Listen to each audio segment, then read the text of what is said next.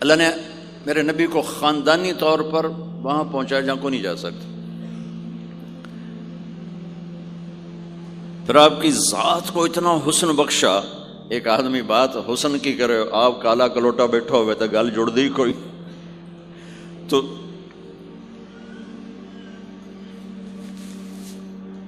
آپ تشریف لے جا رہے تھے ہجرت کر کے، تو راستے میں ایک رابغ ایک جگہ آتی ہے، وہاں بھوک لگی، پیاس لگی، وہ کھانے کا سامان تھا نہیں، تو ایک بڑھیا عورت کا خیمہ دیکھا. وہاں پہنچے تو کہا ماں جی کچھ کھانے کو ملے گا؟ میں نے کہا بیٹا قحط کا زمانہ ہے، کچھ نہیں ہے. تو ایک مریل بکری کھڑی تھی وہاں، بالکل چمڑا تھے ہڈی. ہم نے کہا میں اس سے دودھ نکال لوں؟ ان کا بیٹا یہ تو بن بیاہی بکری ہے اور ماس اس کے اوپر نہیں ہے، یہ کیا دودھ دے گی؟ کہ آپ اجازت دو. ان کا لہلا چونکہ غیر فطری کام ہو رہا تھا تو لہٰذا اس نے آپ کو غور سے دیکھا کہ یہ کون ہے جڑا ایو جی بکری جو دودھ کڈو ہے. لہٰذا آپ کیسے دیکھنے لگی. تو آپ نے بکری کو کھینچا اور اس کے تھنوں کو ہاتھ لگایا، وہ نیچے لٹک گئے اور ایک پورا ڈول دودھ سے بھر دیا. بکری سے یہ گلاس بھی نہیں بھرتا بکری کے دودھ سے، لیکن وہ پورا ڈول بھر دیا. اپنے تینوں ساتھیوں کو پلایا، پھر خود پیا. پھر دوبارہ دودھ نکال کے پورا ڈول بھر کے اس اماں کو دیا، چلے گئے. بکری کی عمر 7 سال ہوتی ہے، 7 سال تک زندہ رہتی ہے، ذبح نہ کریں مر جاتی. یہ بکری 22 برس زندہ رہی اللہ کے نبی کے ہاتھ لگنے کی برکت سے. 22 برس اس بکری نے عمر پائی. جب شام کو اس کا خامد آیا، وہ کہنے لگا اے دودھ کتھوں ہے؟ وہ کہنے لگی ایس بکری چو وزا گیا کملی ہو گئی، اتھو دودھ کتھوں آ گیا؟ وزا گیا اسے چو آیا. وزا گیا اپنی عقل دا علاج کرو، یہ کتھوں آ گیا؟ کہا نہیں، ایک کوئی جادوئی شخصیت والا نوجوان آیا تھا، اس کے ہاتھوں میں کوئی طاقت تھی، اس نے تھنوں کو ہاتھ لگایا اور چشمہ بنا دیا. اچھا کیسا تھا ذرا بتاؤ؟ سفیلی، ذرا دسے نہ کیوں جائے. اب اس نے بتایا کہ میں نے کیا دیکھا، اور وہ کمال کیا اس بڑھیا نے کہ آج تک بڑے بڑے علماء ان الفاظ کا ترجمہ کرتے ہوئے تھک رہے ہیں. وہ کہنے لگی ابا معبد رأيت رجلا ظاهر الوضاء أبلج الوجه حسن الخلق لم تعبه ثجلة لم تزر به سعلة أزج أقرا وسيم قصيم في عينيه تعج في صوته صحل في لحيته كثافة في عنقه سطع إن تكلم علاه البهاء وإن سكت علاه الوقار وهو أندر الثلاثة. مجھے بھی ہمیشہ اس کے ترجمے میں تھکنا ہی پڑتا ہے، لیکن مجھے اس کی بڑی ایک تعبیر اللہ نے سجائی. کہنے لگے میں اس کا ترجمہ یوں کرتا ہوں، کہنے لگے ابو معبد میں تمہیں کیا بتاؤں، میں نے ایسا انسان دیکھا مجھے لگا جیسے 14ویں کا چاندی کپڑے پہن کے زمین پہ آ گیا. کہ مجھے یوں لگے 14ویں کا چاندی زمین پہ کپڑے پہن کے اتر آیا. کیا حسن تھا، کیا جمال تھا، کیا خوبصورت بھویں تھیں، کیسا ماتھا چوڑا تھا، آنکھیں کیسی حسین تھیں. اتعج اشکل احور اہدب اکہل انجل ابرج. میرے نبی کی آنکھوں کے بارے میں 7 الفاظ آتے ہیں، 7 جو میں نے ابھی دہرائے، اور ان 7 کا ایک ترجمہ ہے کہ کائنات میں ایسی آنکھ اللہ نے کسی کو نہیں عطا فرمائی، ایسی خوبصورت آنکھیں اللہ نے عطا فرمائی آپ کو. کہ آواز میں جادو تھا، آواز میں جادو تھا، آواز دل کو پکڑتی تھی. گردن لمبی خوبصورت تھی، چہرہ 14ویں کے چاند کی طرح چمکتا تھا، اور براق الثنایا، دانت ایسے خوبصورت تھے، مسکراتے تھے تو دانتوں سے نور نکلتا دکھائی دیتا تھا، جب بولتے تھے تو نور چھا جاتا تھا. چپ ہوتے تھے وقار چھا جاتا تھا، خوبصورت سیاہ کالے بال تھے، نیم گھنگریالے بال تھے، پیٹ نہیں نکلا ہوا تھا، بال نہیں اڑے ہوئے تھے، سیدھا وجود تھا، سیدھا۔ کتنے ہمارے معاشرے کے لوگ ہیں، آپ سجے پاسے بیٹھے ہوں پیٹ کھبے پاسے گئے ہوں، پیٹ کھبے پاسے ہوں آپ سجے پاسے ہوں۔ تو اللہ نے کھانا حلال حرام بند کیا ہے، حلال کھاؤ، حلال کا بھی طریقہ سکھایا کہ ماں بنتے نہ کھاؤ، بندہ بنتے کھاؤ، اتنا نہ کھاؤ کہ چربیاں چڑھ جائیں، زیادہ کھانا انسانیت نہیں، کم کھانا انسانیت۔ بیچ میں بات آگے کہہ رہا ہوں، میرے نبی نے کہا سب سے بدترین برتن جسے انسان بھرتا ہے اس کا پیٹ ہے، سب سے بدترین برتن جسے انسان بھرتا ہے اس کا پیٹ ہے۔ اور اگر تم نے کھانا ہی ہے اور تم کہتے ہو نہیں میں نے کھانا ہی ہے، تو 3 حصے کرو، ایک غذا کے لیے، ایک پانی کے لیے اور ایک ہوا کے لیے، ایک حصہ چھوڑو، ساری زندگی بیماری نہیں آئے گی۔ لیکن یہاں تک کھانے کے بعد پھر ڈاکٹروں کی چاندی نہیں ہوگی تو اور کیا ہوگا؟ جب تک یہ بیکریاں ہیں، یہ کولڈ ڈرنکس ہیں اور یہ فاسٹ فوڈز ہیں، صحت مند کوئی نہیں ہوگا۔ بھوکے رہنے میں اللہ نے صحت رکھی، کھا کھا کے تباہی پھیر دیتے۔ میٹھا کھانے سے شوگر نہیں ہو رہی، زیادہ کھانے سے شوگر ہو رہی، دبا کے کھانے سے شوگر ہو رہی۔ اللہ میرے نبی نے کھانے کا طریقہ بھی بتایا، کھانے کی چیزیں بھی بتائیں، کھانے کا طریقہ بھی بتایا، کھانے کے آداب بھی بتائے۔ کہنے لگی 2 لفظ جو دنیا میں کسی انسان کے لیے استعمال نہیں ہوئے، میں نے آخر میں چھوڑ دے۔ کہنے لگی ابو معبد، میں جب اس کو دیکھتی تھی نا تو میرے دیکھنے کی طلب اور بڑھ جاتی تھی، پھر جب دیکھتی تھی طلب اور بڑھ جاتی تھی۔ وہ جب تک کھڑے رہے میری آنکھ نہیں بھری۔ وسیم وسیم وسیم۔ ابو معبد میں جدھر سے دیکھتی تھی حسن ان کا غلام تھا، ہاتھ جوڑ کے کھڑا تھا۔ قسیم قسیم، قسیم اسے کہتے ہیں جس کو چاروں طرف سے حسن و جمال نے گھیرا ہوا ہو، اور وسیم اسے کہتے ہیں جس کو دیکھ کے نہ دل بھرے نہ آنکھ بھرے۔ دنیا کا ہر حسن تھوڑی دیر دیکھنے کے بعد خوبصورتی ختم، کشش ختم۔ ایک ہستی کائنات میں آئی ہے میرے اور آپ کا نبی، جن کو جتنا دیکھا جاتا تھا دیکھنے کا شوق بڑھتا تھا۔ ام عائشہ بیٹھی کپڑا سی رہی تھی، سوئی گر گئی، تھوڑا سا اندھیرا نظر نہیں آ رہی، ہمارے نبی کمرے میں انٹر ہوئے تو آپ کے چہرے کے نور سے سوئی چمکنے لگی تو آپ نے سوئی کو اٹھایا ہے۔ یہ میرے نبی کا ظاہر ہے جو اللہ نے اتنا خوبصورت کر کے بنایا۔ پھر یہیں ہمیں زندگی کی خوبصورتی بھی ملی کہ زندگی خوبصورت ہو۔ زندگی خوبصورت ہوتی ہے رویوں کے ساتھ۔ پہلا رشتہ خامند اور بیوی ہے، پھر اولاد ہے، پھر آگے رشتے بنتے ہیں، ماں باپ ہیں، یہ سارے رشتے یہ اس زندگی سے بنتے ہیں جو میرے نبی ہمیں سکھا کر گئے۔ آپ بطور، چونکہ آپ نے باپ تو دیکھا نہیں، ماں کو دیکھا ہے، اور ماں کے ساتھ زیادہ عرصہ نہیں رہے، صرف 6 سال رہے ہیں، تو ماں کے ساتھ کیا ہونا چاہیے؟ ماں کے ساتھ سلوک ہوگا تو ماں دعا دے گی نا۔ باپ کی خدمت کرو گے تو باپ دعا دے گا نا۔ آنکھوں میں آنکھیں ڈال کے بات کرو گے تو زندگی، باپ کو تو نیند نہیں آئے گی، ماں کو تو نیند نہیں آئے گی۔ ماں باپ میں سلوک و اولاد لڑ کے بیٹھی ہو تو ماں باپ کو تو نیند نہیں آئے گی۔ بیوی بدتمیزی سے بات کرے تو خامند کے نیند اڑ جائے گی، خامند بدتمیزی کرے تو بیوی کی نیند اڑ جائے گی۔ تو یہ کہاں سے زندگی ملے گی؟ میرے نبی کے دروازے پر جاؤ، وہاں پتہ چلے گا کہ زندگی کیسے گزاری ہے۔ تو آپ نے اپنی اس تمنا کا اظہار کیا، کاش میری ماں زندہ ہوتی تو میں اس کی ایسی خدمت کرتا۔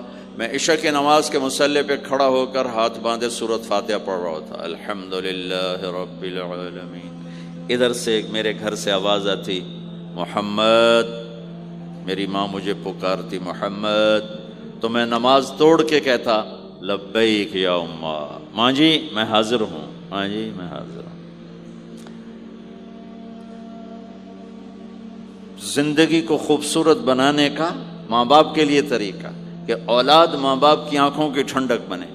یہ بچے ہمارا سب سے قیمتی سرمایہ، اور انہی پر سب سے بڑا ظلم ہوتا ہے. سب سے بڑا ظلم ہے آج کے ماں باپ کا 3 سال کے بچے کو اسکول ڈالنا. سب سے بڑا ظلم ہے. وہ روتا ہوا جاتا ہے، روتا ہوا آتا ہے،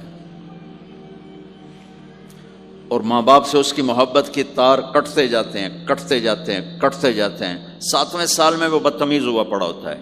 اب مائیں پریشان ہیں، بچے بدتمیز ہیں، بچے بدتمیز ہیں، کیونکہ ماں نے گود نہیں دی. جو ٹائم ماں نے دینا تھا وہ دے دیا اسکول کو.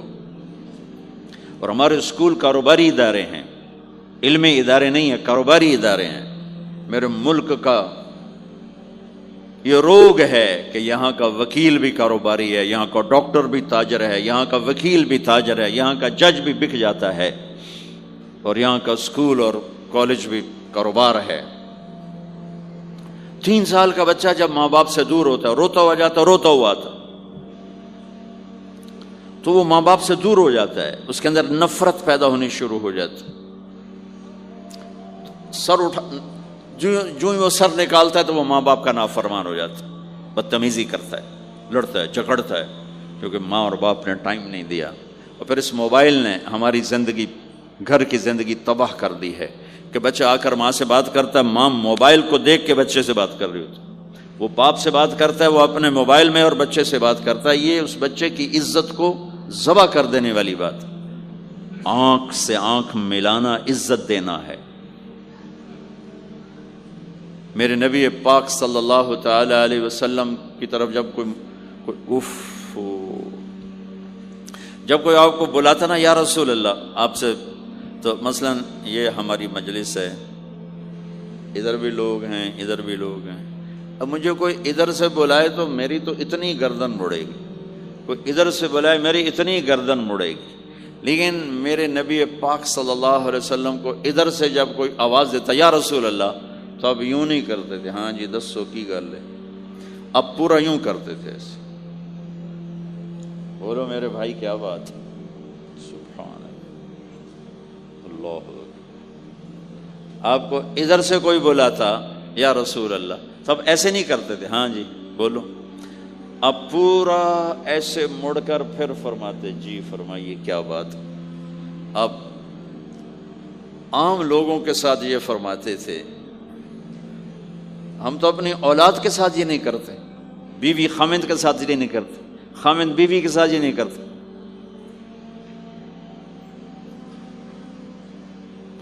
تو وہ ایک گیپ پیدا ہو جاتا ہے، ایک فاصلہ پیدا ہو جاتا ہے. تو میرے نبی نے بتایا کہ ماں باپ کے ساتھ کیا کرنا ہے. کہ میری ماں ہوتی تو میں نماز ہی توڑ دیتا اس کے لیے. حج کا سفر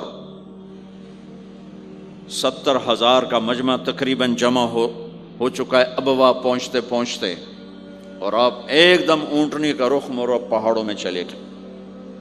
میری زندگی سفروں میں گزری ہے، ان میں خوبصورت ترین سفر میرا وہ ہے جو میں نے حضرت اماں آمنہ کی قبر پہ حاضری تھی. پہاڑوں کے اندر آپ اندر تشریف لے گئے، مجمع بھی ساتھ ہو گیا. کدھر جا رہے ہیں؟ اونٹنی کو بٹھایا. پہاڑ ہے کچھ 40-50 فٹ اونچا، اس کے اوپر قدرتی ایسے ایک پلین بنا ہوا ہے جیسے اللہ نے پہلے سے سنبھال کے رکھا ہوا تھا. اب تو انہوں نے قبر کا نشان مٹا دیا ہے. تو ماں کی قبر کے سرہانے تشریف لے گئے اور گھٹنے اٹھائے، ہاتھ یہاں رکھے اور سر گھٹنوں میں دیا ایسے. یہ پوزیشن ہے چھوٹے بچے کے رونے کی. جب وہ رونا چاہتا ہے تو پھر اپنے پاؤں اٹھا کر یوں کر دیتے. پھر اس کے بعد آپ ایک معصوم بچے کی طرح روئے، اور اتنا روئے کہ آپ کی ساری داڑھی آنسوں سے تر ہو گئی، آپ کا احرام تر ہو گیا، اور اپریل کی دھوپ تھی.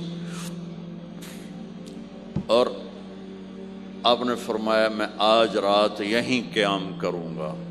میں وہاں گیا ہوں، وہاں 2 آدمی نہیں ٹھہر سکتے. میرے نبی نے کہا میں یہیں ٹھہروں گا. آگے کوئی 6-7 میل دور انتظام تھا حاجیوں کے اس قافلے کے ٹھہرنے کا. کچھ لوگ چلے گئے ہوں گے، لیکن آپ نے وہ رات اپنی ماں کے سرہانے گزاری. اور میں جب وہاں پہنچا تو مجھے چونکہ سیرت پڑھی تھی تو مجھے چشم تصور میں وہ نظر آ رہا تھا. حضرت آمنہ کی عمر صرف 25 برس تھی اور ہارٹ اٹیک ہوا اچانک، بولا نہیں جا رہا. اور اللہ کے نبی ماں کو دیکھ کے گھبرا رہے ہیں کہ کیا ہوا، 6 سال کا بچہ پہلی موت دیکھ رہا ہے، وہ بھی ماں کی. تو مجھے ہارٹ اٹیک ہوا تو بولا نہیں جاتا، بلا رہے ہیں بولا نہیں جا رہا، آواز نہیں نکل رہی. تو بلا رہے ہیں، ام ایمن بھی ساتھ ہے، آواز نہیں نکل رہی. لیکن بجھنے سے پہلے شمع کے جو بھڑکتی ہے 2 لفظ بولے، کل حی میت و کل جدید بال وقد ولدت طہرا. میرے بچے، ہر جوانی ڈھلتی ہے اور ہر زندگی موت کا نوالا بنتی ہے. مجھے لگتا ہے میرا وقت آ گیا ہے، لیکن میں ایک ایسے بچے کو چھوڑ کے جا رہی ہوں جو ساری دنیا کو پاک کر دے گا. پاکیزہ چھوڑ کے جا رہے ہیں. تو پتھروں میں ہی دبایا، کوئی کھودنے کا تو انتظام ہی نہیں تھا. تو جب پہاڑ سے نیچے اترے تو اللہ کے نبی نے ایک دم ہاتھ چھڑایا، دوڑ لگائی اور پھر پہاڑ پہ چڑھ گئے. تو ام ایمن آپ کی ماں ہے، دودھ پلا. 8 عورتوں نے میرے نبی کو دودھ پلا، ان میں ایک ام ایمن بھی.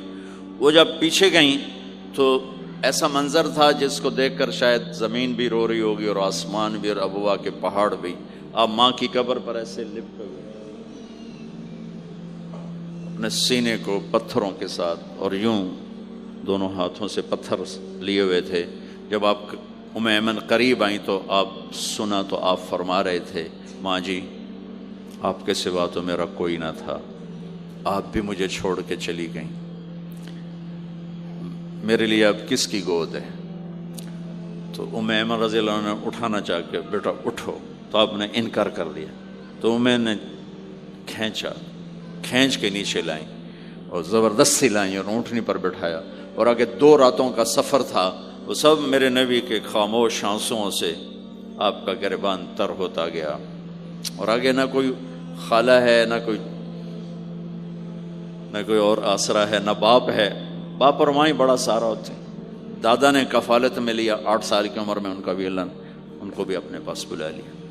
تو وہ سارا منظر میرے سامنے گھوم رہا تھا. اوپر سے سورج ڈوبنے والا تھا، تو وہ عجیب کیفیات تھے، وہ میں بیان نہیں کر سکتا ہوں. کہ اللہ کی قسم، اگر آپ اور میں زندگی کو خوبصورت بنانا چاہتے ہیں تو اپنے نبی کی زندگی کو سیکھنا ہوگا، ان بچوں کو سکھانا ہوگا. ہم نے کوئی کاروباری کام نہیں کیا کہ ہم سے کوئی کاروبار کر رہے ہیں، کوئی پیسہ کما رہے ہیں. ہاشا وکلا، ہاشا وکل.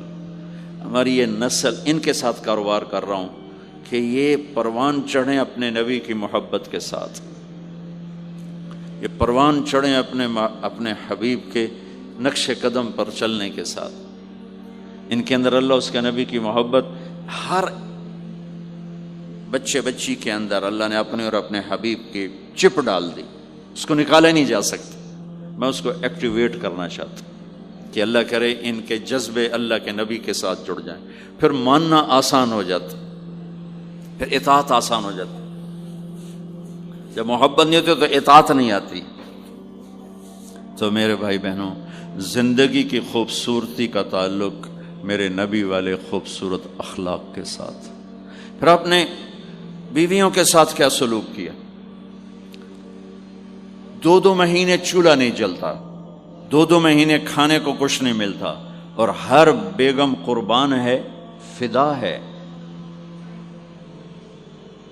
2 مہینے جس عورت کے گھر میں چولہا نہ جلے وہ خامند کا کیا حشر کرے گی. اور میرے نبی کے گھر میں 2 مہینے چولہا نہیں جل رہا ہے، خود بھی بھوک برداشت کر رہے ہیں، بیگمات بھی بھوک برداشت کر رہے ہیں. ایک رات حضرت عائشہ کے ساتھ لیٹے ہوئے تھے ایک ہی چارپائی پر. تو آپ کبھی یوں کروڑ بدلتے، کبھی یوں کروڑ بدلتے. پھر ایک دم آگے بڑھے اور چارپائی کی لکڑی کے اوپر ایسے پیڑ کو ٹیک کر نیچے جھک گئے. تو عائشہ اٹھ کے بیٹھ گئے، یا رسول اللہ کیا ہوا؟ آپ سیدھے ہو کر فرمایا، عائشہ بھوک بڑی لگی.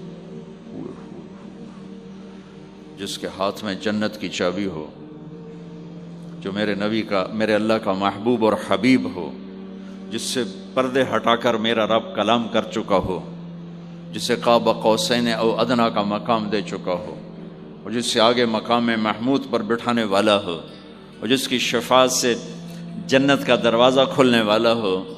عائشہ بھوک بڑی لگی تو عائشہ رونے لگی کہ یا رسول اللہ آپ اللہ سے بات کیوں نہیں کرتے ہیں؟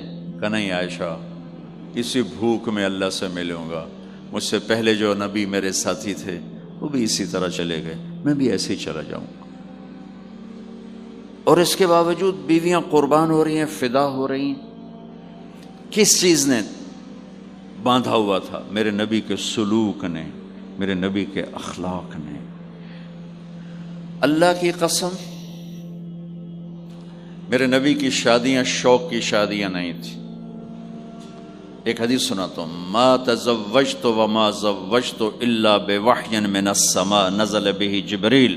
سن لو لوگو، میں نے جہاں شادی کی، میں نے جہاں بیٹی دی، پہلے آسمان سے وحی آئی، جبریل لے کر آئے، پھر میں نے شادی کی۔ تو یہ شوق کی شادیاں نہیں ہیں، زندگی سکھانے کی شادیاں ہیں، چونکہ سب سے مشکل رشتہ خامند اور بیوی ہے، سب سے مشکل رشتہ خامند اور بیوی ہے۔ اس وقت طلاقیں کیوں بڑھ رہی ہیں؟ ایک تو یہ ہماری یہ جو فاسٹ فوڈ ہے، اس نے ہمارے اندر جو ایک نیچرل سسٹم تھا اسے ڈسٹرب کر دیا ہے، تو غصہ بڑھ گیا ہے، برداشت گھٹ گئی ہے، چھوٹی چھوٹی باتوں پہ گھر اجڑ رہے ہیں، گھر اجڑ رہے ہیں۔ پہلے یورپ میں سنتے تھے، اب یہاں پاکستان آج شادی ہوتی، چوتھے دن طلاق ہو رہی ہوتی۔ میں وہاں بیان کے لیے نکل رہا تھا مانچسٹر، تو میرے ساتھ جو گاڑی چلا رہا تھا، میں نے پوچھا آپ کیا کرتے ہو؟ لاہور کا تھا۔ کہا جی میں وکیل ہوں۔ میں نے کہا یہاں کوئی جھوٹے کیس ہوتے ہیں جیسے پاکستان میں؟ کہا جی نہیں، یہاں جھوٹا کیس کوئی نہیں ہوتا، جو بھی ہوتا ہے جینون ہوتا ہے۔ میں نے کہا یہاں مسلمانوں کے لڑائی جھگڑے آتے ہیں؟ کہا جی ہاں جی آتے ہیں۔ میں نے کہا سب سے زیادہ کیا جھگڑے آتے ہیں؟ کہا جی سب سے زیادہ طلاق کے آتے ہیں، طلاق طلاق طلاق طلاق۔ کہ نہیں سیکھا، زندگی برداشت کا نام ہے، برداشت کرنا سیکھا نہیں۔ میرے نبی نے 11 شادیاں کی، ہر قسم کی عورت کے ساتھ شادی کی، خاندان کے اندر، برادری کے اندر، اور خاندان برادری سے باہر۔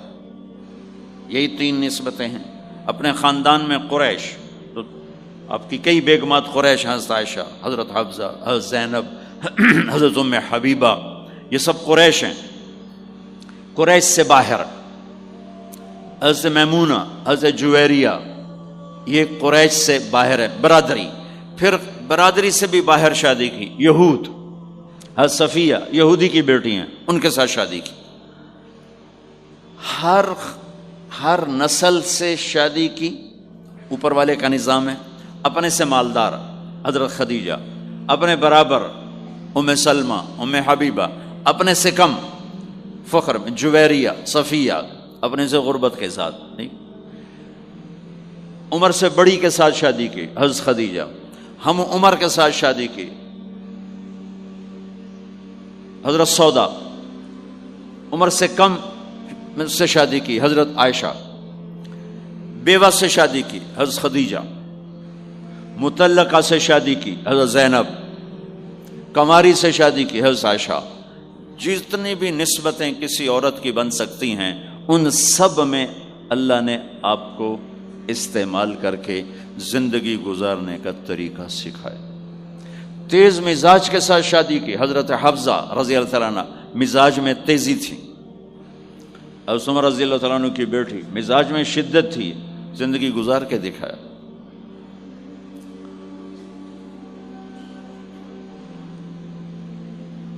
ایک آپ کو حدیث سناتا ہوں، اللہ کی قسم صرف ہمیں سکھانے کے لیے۔ جس ہستی نے اللہ کو آنکھوں سے دیکھ لیا ہو، اس کے لیے عورت کیا چیز ہے، دنیا کیا چیز ہے۔ میرے نبی کا معراج کے بعد دنیا میں واپس آنا سب سے بڑا مجاہدہ اور قربانی ہے۔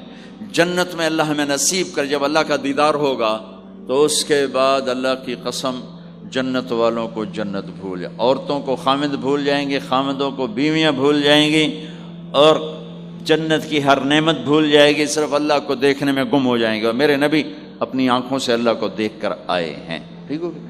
اب ایک حدیث سنو کہ عائشہ مجھے جب سے پتہ چلا ہے نا کہ تو جنت میں میری بیوی ہے، تو میرے لیے تو مرنا ہی آسان ہو گیا ہے۔ اللہ اکبر۔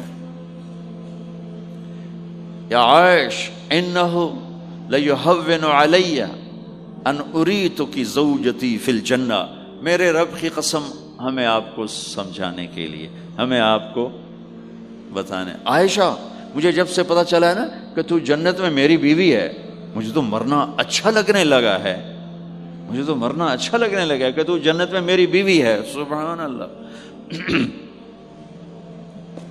ادھر اچھا جی جنت بھی یہی لبنی ہے جی، یہ جنت جا کے بھی یہ نالی رانا ہے، یہاں یہ باتیں سننے کو ملتی۔ اور میرا نبی کہہ رہا ہے عائشہ مجھے پتہ چلا ہے کہ تو جنت میں میری بیوی ہے، تو میرے لیے تو مرنا ہی آسان ہو گیا۔ سبحان اللہ، کیا خوبصورت، اللہ کی قسم یہ دلداری تھی۔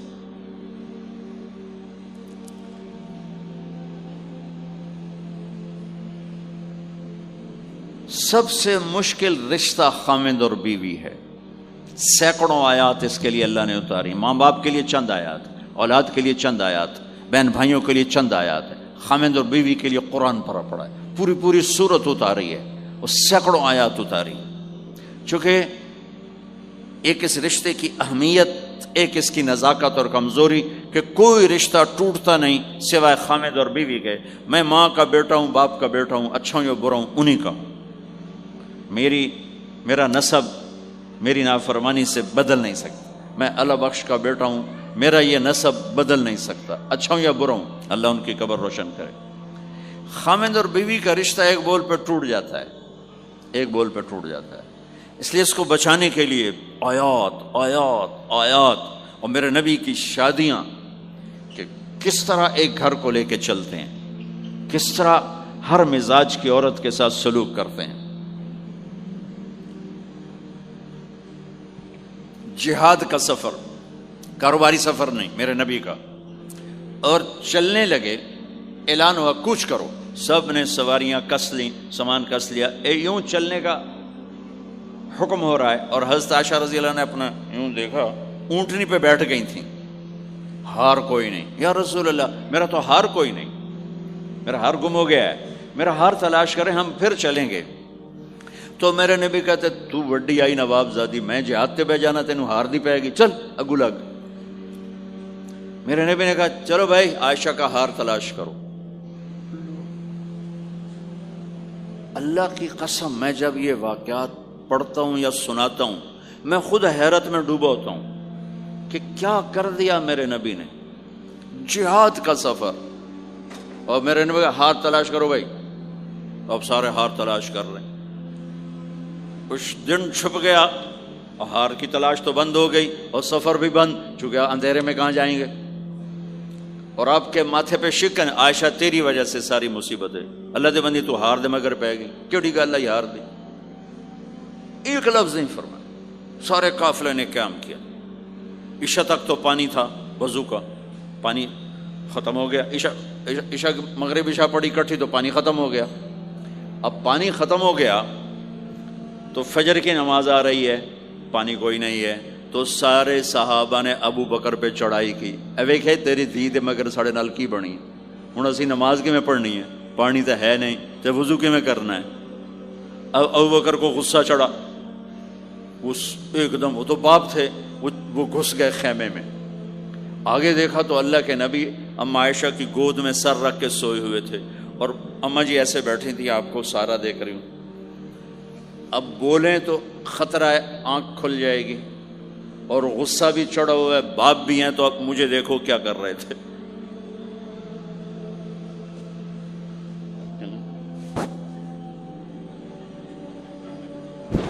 تیرے جو پھر یوں ماری زور سے انگلی بیٹی کے نا یہاں، پہلے یوں کرتے پھر ایسے ماری زور سے، وہ کہنے کہ میں ایسے سخت ہو گئی تاکہ میں ایسے نہ ہوں کہ اگر میں تھوڑا حرکت کی تو اللہ کے نبی کی آنکھ کھل جائے گی، تو ماری گیا ٹھا ٹھا ٹھا، وہ منہ سے کہہ رہے، اور وہ ایسا کر کے بیٹھی چمک، غصے میں باہر چلے۔ اب آپ کی آنکھ کھلی فجر پر، تو عائشہ نے کہا یا رسول اللہ وہ تو باہر تو بڑا مسئلہ ہو گیا ہے، پانی کوئی نہیں ہے اور نماز کا وقت ہو گیا ہے، وضو کیسے کریں؟ سبحان اللہ، اللہ نے قانون بدل دیا، دنیا میں پہلی دفعہ ہونے لگا ہے۔ 1,24,000 نبی آئے، پانی نہ علی وضو ہو سکتا ہے، اس کے علاوہ نہیں ہو سکتا۔ میرے اللہ نے قرآن اتارا فَإِن لَّمْ تَجِدُوا مَاءً فَتَيَمَّمُوا صَعِيدًا طَيِّبًا فَامْسَحُوا بِوُجُوهِكُمْ وَأَيْدِيكُمْ مِنْهُ۔ اچھا میرے بندو، پانی مک گیا ہے، چلو مٹی چاہتے منہ تے مارو تے دوئی چاہتے ہتھاں تے مارو تے تمہارا وضو ہو گیا، چلو تیمم کرو اور نماز پڑھو۔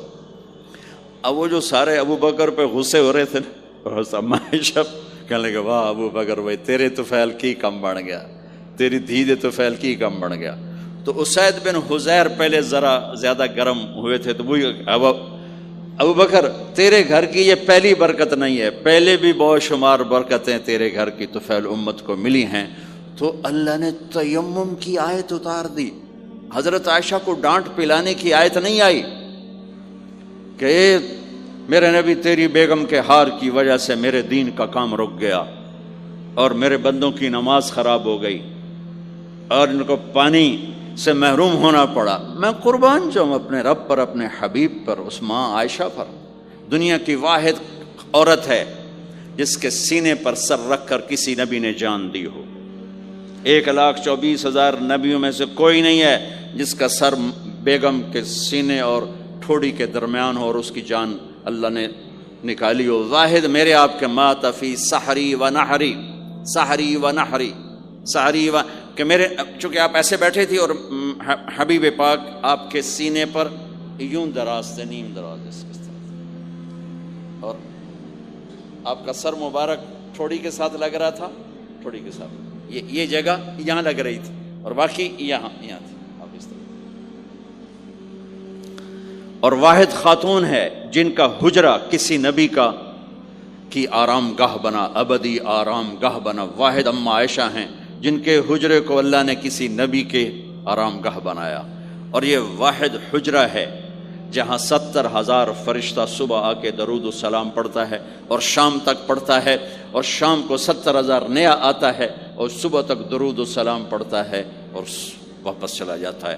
کائنات اللہ جب مسلمان دنیا سے مٹ جائیں گے، مسجد نبوی مٹ جائے گی، بیت اللہ مٹ جائے گا، مدینے کی ایک اینٹ باقی نہیں بچے گی، مکہ کتنے بڑی بڑی بلڈنگیں، ایک اینٹ باقی نہیں بچے گی، اور وہاں سے گزرتے ہوئے لوگ کہیں گے لگتا ہے اتنے کدی آبادی ہوئے گی، ایتھے لگتا ہے کدی آبادی ہوئے گی۔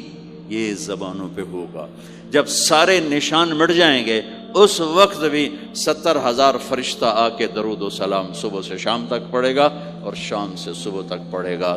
یہ واحد میں خاتون ہیں عائشہ بنت ابی بکر جن کو اللہ نے یہ عزت بخشی، اور یہ واحد خاتون ہیں جب ان کے اوپر تہمت لگی، حضرت یوسف علیہ السلام پہ تہمت لگی تو بچے نے گواہی دی، حضرت مریم پہ تہمت لگی بیٹے نے گواہی دی، اور اماں عائشہ پہ تہمت لگی تو اللہ نے گواہی دی کہ میں گواہ ہوں، اللہ گواہ بن کے آئے۔ تو اللہ نے کہا تیمم کرو بھائی، سارے خوش ہو گئے، سارے خوش ہو گئے۔ تو حضرت عائشہ نے کہا یا رسول اللہ اب میرا ہار چھوڑ دیں، اب چلیں۔ تب آپ نے کہا چلو بھائی کوچ کرو۔ اس سے زیادہ کوئی دلداری کا واقعہ پیش کر سکتا ہے؟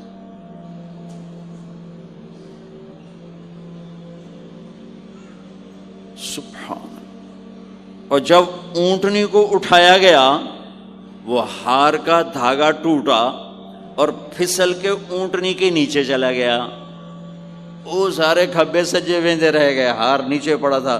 جب اونٹنی کو اٹھایا تو ہار نیچے سے نکلا، تو صاحب نے کہا لے بھی عائشہ اے تیرا ہار بھی لب گیا۔ یہ دلداری ہے میرے نبی کی، یہ ہمیں سکھایا۔ کہیں عورتوں کی بدتمیزی بھی انتہا کو پہنچی ہوتی ہے اور وہ اپنے گھر اجاڑ دیتی ہیں اپنی زبان کی شدت کی وجہ سے، اپنی بد اخلاقی کی وجہ سے، لیکن کوئی زیادہ معاملہ مردوں کی طرف سے خراب ہوتا ہے تو شریعت نے بھی اس کو زیادہ بیان کیا اور میرے نبی نے بھی اس کو اجاگر کیا۔ اور میرے نبی کی آخری تقریر، آخری خطبہ حجۃ الوداع کا، صرف ایک رشتے کو بیان کیا، صرف ایک رشتے کو بیان۔ ہم کتنے رشتوں میں جکڑے ہوئے ہیں، ماں باپ، بہن بھائی، چاچا تایا، خالہ خالو، دادا دادی، نانا نانی، ساس بہو، کتنے ہم رشتوں میں جکڑے ہوئے ہیں۔ میرے نبی نے صرف ایک رشتے کا حق بیان کیا، استوصوا بالنساء خیرا، میں تمہیں تمہاری بیویوں کے بارے میں وصیت کر رہا ہوں، ان کے ساتھ اچھا سلوک کرنا۔ صرف ایک رشتے کو بیان فرمایا، چونکہ یہ بنیادی رشتہ ہے، یہاں سے خاندان بنتا ہے۔ جب یہ ٹوٹ جاتا ہے اور ہمارا جوائنٹ فیملی سسٹم ہے تو کہیں ساس توڑ رہی ہے، کہیں سسر توڑ رہا ہے، کہیں نندیں توڑ رہی ہیں، کہیں خود خامد اپنی بے وقوفی کی وجہ سے توڑ رہا ہے، کہیں بیوی اپنی حماقت کی وجہ سے اس رشتے کو توڑ رہی ہے۔ ایک عورت آئی، ایک لڑکی آئی، یا رسول اللہ میری شادی ہونے لگی، میرے خامد کا کیا حق ہے میرے اوپر؟ دونوں طرف کی میرے نبی نے زندگی سکھائی۔ میرے نبی نے فرمایا تیرے خامد کے جسم پہ پھوڑے نکل آئیں، پھوڑوں میں گندا پانی جمع ہو جائے، پیپ جمع ہو جائے، اور تو زبان سے چاٹ چاٹ کے اس کے زخموں کو دھوئے، تو بھی تو نے اپنے خامد کا حق ادا نہیں کیا ہے۔ دوسرا، لائف کو بیلنس کیا میرے نبی نے، کہ ایک گھر کیسے چلتا ہے اور کس طرح خوبصورت بنتا ہے، وہ میرے نبی کے اخلاق ہیں۔ آپ سب سے ایک بات کرتا ہوں، برداشت کرنا سیکھ لیں، زندگی خوبصورت ہو جائے۔ صرف سارے اخلاق کو میں جمع کروں ایک لفظ میں، برداشت، اور اس کو شریعت میں صبر۔ صبر کرنا سیکھ لیں، زندگی خوبصورت ہو جائے گی۔ بچیاں ساس کی شکایت کر رہی ہوتی ہیں، کبھی خامند کی شکایت کر رہی ہوتی ہیں، کبھی اولاد ماں باپ کی شکایت کر رہی ہوتی ہے، کبھی اولاد ماں باپ کی شکایت کر رہے ہوتے ہیں۔ شکایتوں سے جہان بھرا پڑا ہے۔ آپ شکایتوں کو دفن کر کے ہونٹ سی لیں، صبر، آہ نہ کر لبوں کو سی، عشق ہے دل لگی نہیں، سینے پہ تیر کھائے جا، آگے قدم بڑھائے جا، یعنی زبان حال سے کہہ دے کہ ہاں ستائے جا۔ جو ستاتا ہے چپ ہو جاؤ، جو ستاتا ہے چپ ہو جاؤ۔ اللہ کی قسم آپ ایسی طاقت بنو گے کہ پہاڑ بھی راستہ دیں گے۔ صبر انسان کی سب سے بڑی طاقت، صبر انسان کی سب سے بڑی طاقت ہے، صبر انسان کی سب سے بڑی طاقت، الٹا کے رکھ دیتی ہے چیزوں کو۔ چپ رہنا سیکھ، خاموش رہنا سیکھ، درگزر کرنا سیکھ، تو آپ دیکھیں گے آپ کی زندگی میں کتنا حسن آتا ہے، کتنی زندگی میں مٹھاس پیدا ہوتی ہے۔ غصہ نکال دینا وقتی ایک راحت ہوتی ہے، اور پھر شرمندگی اور ندامت کے سوا کچھ نہیں ہوتا۔ اور پی جانا، سہ جانا، یہ آپ کو ایک عظیم و شان ہستی بنا دے گا۔ آپ کی دعائیں عرش سے جا ٹکرائیں گی۔ چپ رہنا ان بچوں کو سکھائیں، خاص طور پر اپنی بیٹیوں کو چپ رہنا سکھائیں کہ میں دکھ سے کہتا ہوں میرے دیس کا سسرالی معاشرہ ظالم ہے، ظالم ہے، ظالم ہے۔ اس میں نہ کوئی نمازی کی قید ہے، نہ بے نمازی کی، نہ دیندار کی، نہ بے دین کی، نہ کسی پردے والے گھر کی، نہ بے پرد گھر کی۔ سسرالی معاشرہ بہت ظالم ہے، بہت ظالم۔ جوائنٹ فیملی سسٹم عذاب بن چکا ہے، عذاب۔ پہلے ایک رحمت تھی یہ کہ سب کو اپنے حقوق حدود کا پتہ تھا، اب کسی کی زندگی میں دخل دینا یہ ہمارے اخلاق بن چکے ہیں، تو ہم اپنی زندگیوں کو خراب کر چکے، برباد کر چکے۔ پھر اولاد کے ساتھ کیا کرنا ہے؟ میرے نبی نے حسن حسین کے ساتھ 7 سال گزارے، حسین کے ساتھ 6 سال، حسن کے ساتھ 7 سال علیہم السلام رضی اللہ عنہما۔ 7 سال میں بچہ سمجھدار ہوتا ہے، ایک نصیحت نہیں کی، ایک نصیحت، 7 سال ایک نصیحت نہیں پائیں گے آپ۔ اتنے بڑے نبی، اتنا بڑا انسانیت کا بوجھ، اور روزانہ ٹائم نکال کے بچوں کے پاس آ کر بیٹھتے تھے، ان کے ساتھ کھیلتے تھے، کشتی کرتے تھے، اور بھائیوں کو لائن میں کھڑا کر دیتے تھے۔ تو حضرت جعفر جوانی میں شہید ہو گئے، ان کے بچوں کو، عون، عبداللہ، محمد، ان کے 3 بیٹے تھے، ان کو بھی بلا لیتے اور ایسے ان کو لائن میں کھڑا کر کے پھر ایسے بائیں پھیلا، ہاں بھائی آؤ بھائی مجھے پکڑو، کون ہے جو مجھے پہلے ہاتھ لگائے گا؟ کون ہے جو مجھے پہلے ہاتھ لگائے گا؟ وہ دوڑ لگاتے پانچوں کا پانچوں، کوئی سر پہ چڑھتا، کوئی کمر پہ چڑھتا، کوئی گود میں گرتا، اور میرے نبی بیٹھ کے مسکراتے۔ ایک مجھے بات یاد ہے، صرف ایک یاد، کہ حضرت امام حسن رضی اللہ تعالیٰ عنہ علیہ السلام، انہوں نے صدقے کی کھجور اٹھائی اور منہ میں ڈال لی۔ صدقے کا آیا تھا مال، تو ایک کھجور اٹھا کے منہ میں، تو ہم کہا بخ بخ بخ، تب نے منہ میں نا انگلی ڈال کے کھجور نکال لی کہ بیٹا ہمارے گھر پہ صدقہ جائز نہیں ہے، اس کو پھینک دو۔ بس یہ ایک بات مجھے اپنے نبی کی زندگی میں ملتی ہے۔ ٹائم دیا، محبت دی۔ کمال کی بات ہے نہیں، اتنی بڑی ہستی ہو اور بچوں کے لیے گھوڑا بنے کھڑے، آؤ بھائی آؤ بھائی، دونوں ہاتھ بھی ٹیک دیے، گھٹنے بھی ٹیک دے، آؤ بھائی میری کمر پہ چڑھ جاؤ۔ ان کو کمر پہ چڑھایا اور پورے کمرے میں چکر لگا رہے ہیں، چکر لگا رہے ہیں، اور پھر ان سے کہہ رہے ہیں تمہارا اونٹ کیسا؟ اونٹ متیا سواری کو کہتے ہیں، لیکن عام طور پر متیا عربی میں اونٹ کے لیے بولا جاتا۔ تو پوچھتے بچوں تمہاری سواری کیسی ہے؟ پھر دونوں بھائیوں کو اتار دیتے اور نواسی حضرت زینب ان کو اٹھاتے اور اپنی کمر پہ بٹھا کر کمرے میں چکر لگا رہے ہیں، چکر لگا رہے ہیں، چکر لگا رہے ہیں۔ یہ مائیں روز ٹھوکی کھلوتی، ایدو تھپڑ ایدو تھپڑ ایدو تھپڑ ایدو تھپڑ۔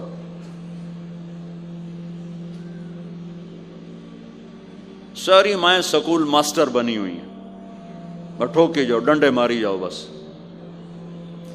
ایسی بے وقوف ہیں کہ جتنی محنت یہ کھانے پر کرتے، اپنے کپڑے کو سجانے پر کرتے، اس کا 100واں حصہ بچوں پہ کریں، ان کے بچے جنید بغدادی بن جائیں۔ ایک سکول کے حوالے کیا 3 سال کی عمر، پھر ٹیوٹر کے آتے، ٹیوٹر کے حوالے، اکیڈمیوں کے حوالے، پوچھو تو پتر ان کے روبوٹ ان کدی یہیں بھجے جاندے، ان کدی یہیں بھجے جاندے، ان کدی یہیں بھجے جاندے۔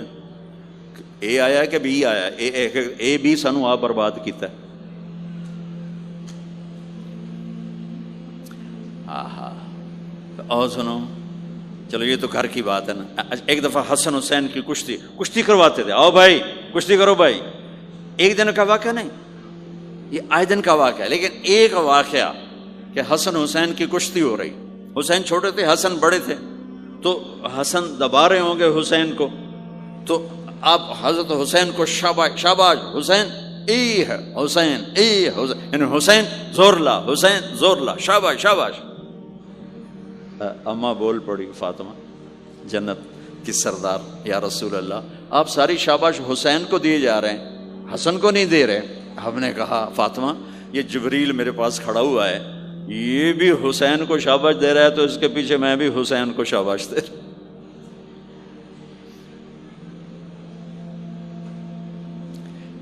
اس سے اور عجیب سنو،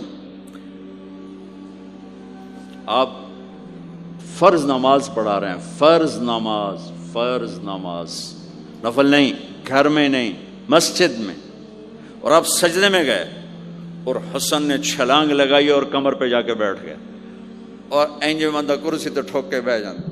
میرے نبی نے سجدہ لمبا کر دیا، اتنا لمبا کیا کہ وہ سجدے میں پڑے لوگ سوچنے لگے کہ کہیں اللہ کا نبی فوت تو نہیں ہو گیا۔ تو جو سامنے والی صف تھی انہوں نے یوں کر کے دیکھا، پچھڑوں کو تو نظر نہیں آنا، انہوں نے اینج کر کے دیکھا تو دیکھا تو حسن سجدے اوپر چڑھے ہوئے۔ تو ایک صحابی جو قریب تھے انہوں نے ایسے ہاتھ آگے بڑھایا اتارنے کے لیے، تو میرے نبی نے بغلوں سے دیکھا کہ ایک ہاتھ آگے آ رہا ہے، تو آپ نے سجدے میں یوں کیا، میرے بچے کو کچھ نہ کہو، جب تک حسن نہیں اترے آپ سجدے میں پڑے رہے۔ اور ایک اور تماشا ہوتا تھا، چونکہ اب نماز لمبی پڑھاتے تھے، لمبی ہوتی تھی نماز، تو آپ ذرا پاؤں کا فاصلہ ہے تو حسن ادھر بیٹھتے، حسین ادھر بیٹھتے، نماز میں میرے رب کی قسم سنا رہا ہوں۔ اب یہ دونوں کی آپس میں نا وہ شروع ہو جاتی، وہ ادھر وہ ادھر، پہلے حسن پار کرتے تو حسین ادھر آ جاتے، پھر حسین ادھر جاتے تو حسن یوں آ جاتے، پورے قیام میں یہ دونوں بھائی یوں یوں کرتے رہتے تھے، یوں، وہ ادھر وہ ادھر، وہ ادھر وہ ادھر، سبحان اللہ، نماز ہو رہی۔ اس سے عجیب سنو، آپ نے اپنی بیٹی حضرت زینب آپ کی بڑی بیٹی زینب، ان کی بیٹی امامہ کو ظہر یا عصر کی نماز پڑھا رہے ہیں، کہاں بٹھایا ہوا ہے؟ میں پہلے بیان کرتا ہوں یہاں بٹھایا ہوا ہے علی یدہ، لیکن میں نے اب چند دن پہلے حدیث پڑھی، یہاں نہیں بٹھایا، یہاں نہیں بٹھایا، یہاں بٹھایا ہوا تھا، یہاں کندھے پر بٹھایا ہوا تھا، یہاں علی عاتقہ، اس کو عاتق کہتے ہیں، اور نماز پڑھا رہے تھے۔ جب آپ رکوع میں جانے لگے تو یہاں سے پکڑا اور آرام سے اس کو ساتھ بٹھایا، پھر رکوع کیا، قوما کیا، سجدہ کیا، سجدے سے جب اٹھے تو پھر امامہ کو اٹھا کر کندھے پہ بٹھا کے پھر نماز شروع کر دی۔ 4 رکعتاں میرے نبی انج پڑھائیاں کہ نواسی یہاں بیٹھی ہوئی ہے، صرف زندگی سکھانے کے لیے، صرف زندگی سکھانے کے لیے۔ بچوں کو پیار اتنا دو کہ وہ آپ پہ قربان ہوں، ڈنڈا، سوٹا، تھپڑ، بدتمیزی، ڈانٹ ڈپٹ، یہ دوریاں پیدا کر دیتی۔ بہت چھوٹی عمر میں نے سگریٹ پینے شروع کر دی، کچھ 7-8 سال کی عمر میں نے سگریٹ پینے شروع کر دی۔ گاؤں میں تھے تو کوئی ماحول تو تھا نہیں، تو گھر والوں کو پتہ چل گیا، تو اب مجھے سگریٹ سے روکنے کے لیے سمجھایا جا رہا ہے۔ جی کیسے سمجھایا جا رہا ہے؟ میری ماں نے میرا منہ کھولا نہیں کر کے، تو میرے ماسی نے چمٹا نپے تے وچ انگارا ہے تو این کر ٹھوکاں تیرے منہ وچ، ٹھوکاں تیرے منہ وچ۔ یہ مجھے سگریٹ سے روکا جا رہا ہے۔ جی مجھے منظر نہیں بھولتا، میری ماں نے دونوں ہاتھوں سے میرے جبڑے یوں کھینچے اور میری ماسی نے انگارا چمٹے میں ڈال کر، پاما تیرے منہ وچ، پاما تیرے منہ وچ، پینے گا سگریٹ؟ او میں نہیں پیندا، او میں نہیں پیندا۔ ٹھیک، باہر نکل کر میں نے پہلا کام سگریٹ سلگایا، اور میرے چھوٹے بھائی نے دیکھ لیا میری مصیبت، طاہر میاں، وہ مجھ سے بھی 2 سال چھوٹا، 5 سال تھا، میں 7 سال اور 5 سال، میں کہتا میری شکایت لاوے گا، میں کہا تلی تلی دیا، میں نے سگریٹ اس کے منہ میں لگایا، تو بھی پی میں بھی پینا، تاکہ میری شکایت نہ لگائے۔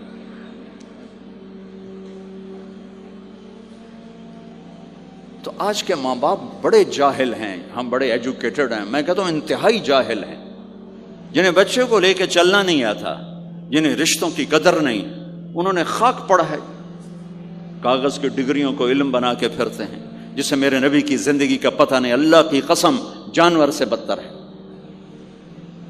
جاہل ترین ہے، جسے اپنے آقا کی زندگی کی خبر نہیں۔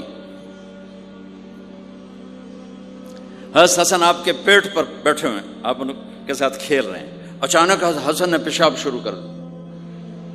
مجھے یاد نہیں، میرے بچے بچیاں ماشاءاللہ، میں نے ان کو اٹھایا ہوا تھا اور مجھے پیشاب محسوس ہوا تو میں نے اسے بیٹھے رہنے دیا ہو، مجھے یاد، میں اسی وقت پیچھے یا منجی تے سٹے یا ہیٹھاں سٹے پیشاب اتنے کرتا الو جائے نہیں۔ ٹھیک، میرے نبی پاک صلی اللہ علیہ وسلم کے نواسے حسن آپ کے پیٹ پر بیٹھے تھے، پیٹ ننگا تھا، تو آپ ان کے ساتھ کھیل رہے تھے تو انہیں پیشاب شروع کر دیا۔ میرے نبی ایسے بے حس و حرکت ہو کہ کہیں بچے میری حرکت سے بچے کا پیشاب نہ رک جائے، تو آپ ایسے ہو گئے، تو پورا پیشاب کیا اور آپ ہلے نہیں۔ جب وہ پیشاب سے فارغ ہوئے پھر آپ اٹھے اور بچے کو الگ بٹھا کر اپنے جسم پہ پانی ڈال کے اپنے آپ کو صاف کر کے تو آگے دوبارہ ان کے ساتھ کھیلنا شروع کر دیا۔ میں آپ کو اپنی نبی کی وہ زندگی بتا رہا ہوں جس کو اپنانے سے میری زندگی بھی خوبصورت ہو جائے گی، آپ کی بھی۔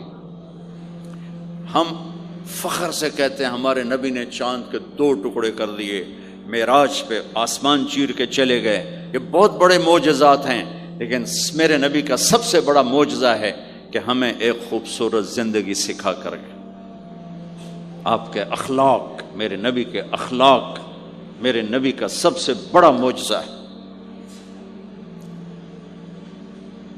حسن کو آگے بٹھایا ہوا تھا رضی اللہ عنہ علیہم السلام، تو ان کو ایسے زبان دکھاتے حسن کو، تو حسن اس کو پکڑنے کی کوشش کرتے، جب ایسے ہاتھ مارتے تو آپ زبان منہ میں کرتے، اچھا وہ ہنس پڑتے، بچہ ہنس پڑتے، تو پھر اس کے بعد آپ یوں کرتے، تو پھر حسن آگے ہاتھ مارتے، پھر آپ زبان منہ میں کر لیتے، پھر وہ کرتے ہنستے، پھر آپ چپ ہو جاتے. کتنی دیر آپ حسن کے ساتھ یہ کھیل کھیلتے رہے. آپ گلی میں گزر رہے ہیں، بچے کھیل رہے تھے، بچوں میں حسین کھیل رہے تھے، تو آپ نے کہا پکڑو بھائی حسین کو، پکڑو بھائی.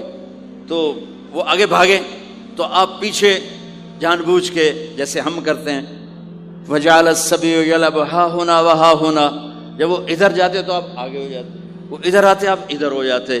پوری گلی یہ تماشا دیکھ رہی ہے اور حسن حسین کبھی آگے بھاگ رہے کبھی پیچھے بھاگ رہے، اور آپ جان بوجھ کے اس کو پکڑ نہیں رہے. ہاں پکڑو بھائی، پکڑو بھائی، پکڑو بھائی. اور وہ بڑے ہنس رہے ہیں کہ آج میرا نانا تو میں نے ناپ ہی نہیں سکتا.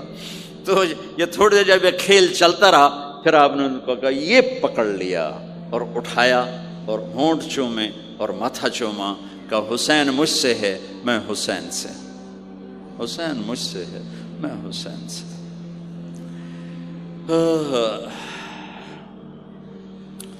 میرے بھائی بہنوں عزیزو، اسلام ہی تو خوبصورت زندگی سکھاتا ہے، وہی ہم نے بھلا دیا.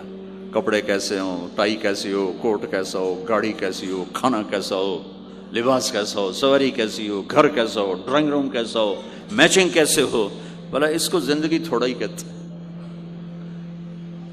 تو آپ سب سے کہتا ہوں کہ اپنے نبی کی زندگی اور سیرت کو پڑھیں، اس کو سیکھیں. یہ تبلیغ کا کام ایک عملی محنت ہے، سیکھنے. ان بچوں پر محنت کر رہے ہیں کہ اللہ کرے یہ پروان چڑھے تو ان کے اندر اللہ اس کے رسول کا پیار ہو، تو پھر یہ خود ہی چلنا شروع کریں گے. یہ میں نے سیرت کی چند جھلکیاں، چونکہ آپ پوری فیملیز بیٹھی ہوئی ہیں، اور فیملیز کے رشتوں میں ماں کا رشتہ، باپ کا رشتہ، بیوی کا رشتہ، خاوند کا رشتہ، اولاد کا رشتہ، یہ چند بڑے رشتے ہیں. اسی کو میں نے آپ کے سامنے پیش کر دیا ہے کہ اس کو سیکھنا پڑتا ہے، اس کے لیے اپنے ذات سے لڑنا پڑتا ہے، تب جا کر زندگی میں حسن اور کمال پیدا ہوتا ہے. میری بات یاد رکھیے گا، کبھی زندگی کو خوبصورتی چیزوں سے نہیں ملتی، زندگی کی خوبصورتی میرے نبی والے پیارے اخلاق کے ساتھ. جس کو یہ مل گئے اس کے گھر میں 14ویں کا چاند ہر وقت چمکے گا اور نصف النہار کا سورج ہر وقت چمکے گا. جس کے اخلاق بگڑ گئے ان کی دن بھی رات بن جائیں گے اور رات بھی رات بن جائے گی. اللہ اس نسل کو آپ کی آنکھوں اور ہماری آنکھوں کی ٹھنڈک بنائے اور ایسے ہماری اس محنت کو قبول فرمائے. کر کر یاد سجن نو کھاندے،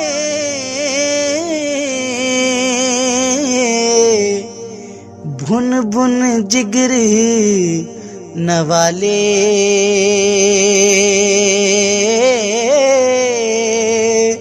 شربت وانگ پیارے ہتھوں، پیون زہر پیالے، شربت وانگ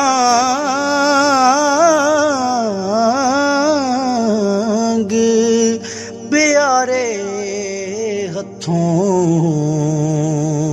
پیون زہر پیالے.